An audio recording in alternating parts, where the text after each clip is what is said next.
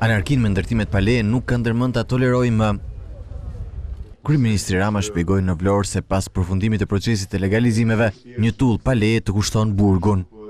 Ata që kanë ndërtuar pa leje dhe e kanë bërë këtë me sakrificat mëdha, me kursimet e gjakut në emigracion, me kursimet e bukës gojës këtu në vend për të strehuar familjen e tyre, do legalizohen falas, dhe ata që më pas do guxojnë të vënë një tull pa leje, do ndiqen penalisht.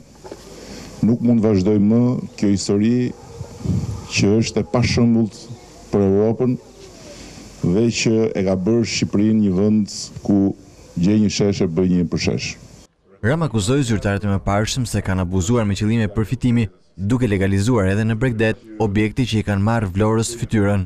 Këtu në Vlorë, me këtë proces, është bërë një abuzim i tmerrshëm nga ana e strukturave të aluiznit të deridjeshëm, duke legalizuar vetëm për qëllim fitimi dhe korrupsioni.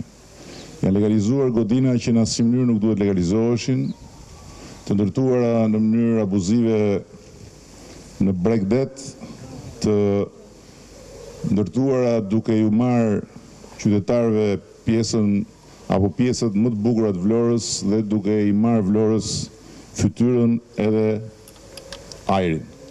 Qytetarëve që ishin mbledhur për të dëgjuar, u shpjegoi si do të funksionojë edhe kufizimi hipotekor për energjinë. Kush do të paguajë më një herë dhe që do paguajë gjithë këto të tjerat, do ketë një 400.000 lekë që nuk do ta paguajë, por do e ketë në hipotekë si kufizim dhe do ta përdori për të paguar energjinë elektrike. Dhe mbas 2 vjetësh, mjafton që të tregojë faturat që ka paguar energjinë elektrike dhe e heq edhe këtë detyrim. Gjatë takimit u ndanë edhe lejet e legalizimit për disa familje të zonave të ndryshme informale të Vlorës.